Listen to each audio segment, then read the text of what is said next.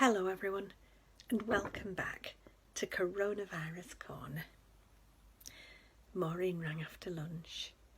Oh, Edna, I've had a blast from the past this morning.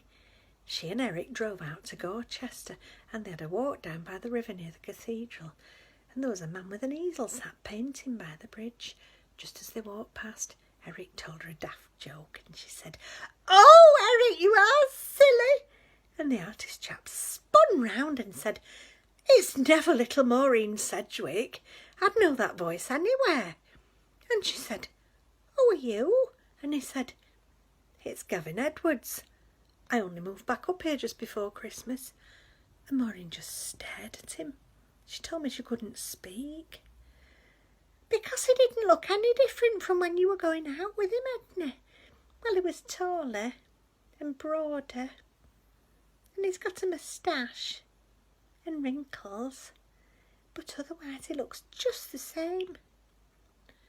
I must admit, when she said his name, my heart gave a little skip. He moved away over 40 years ago. He came back from university and moved down to Devon somewhere. He was an architect. I never kept in touch, but I heard he'd got married and I think they had a family.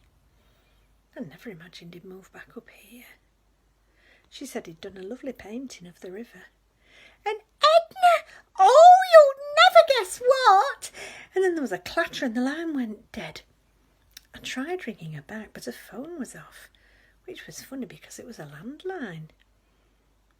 I guessed what had happened, because Maureen drops stuff when she gets excited. We were doing a dramatised reading in church one Easter Sunday. And when it got to Maureen, all she had to say was, "He is risen." But she was so thrilled about Easter that when it was her turn, she said, "Oh, Jesus, how wonderful!" and dropped the microphone into the font. And we got a baptism that morning and it went dead. And the vicar had to shout his sermon at us. It was about how God meets with us in the quiet of our hearts. And he was bellowing like a cow in labour. Anyway, I digress. Maureen had dropped the phone and a bit had come off and rolled under a settee, and she'd had to wrestle with David Cameron to get it back. Apparently, Gavin asked if I was still in Bridland and if I was single. Maureen was very excited. "He's on his own too, Edna, so I've invited him to our Zoom."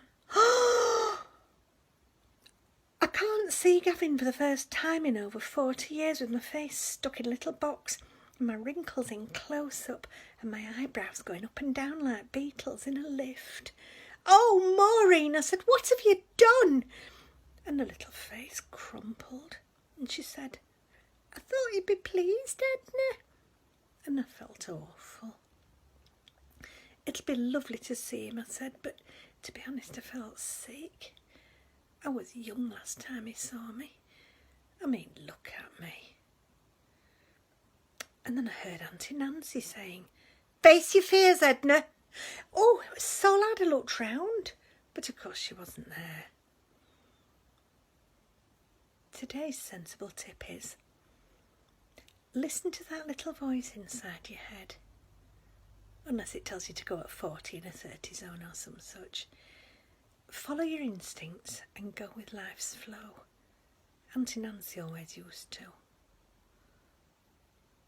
You take care, stay safe, and I'll see you tomorrow.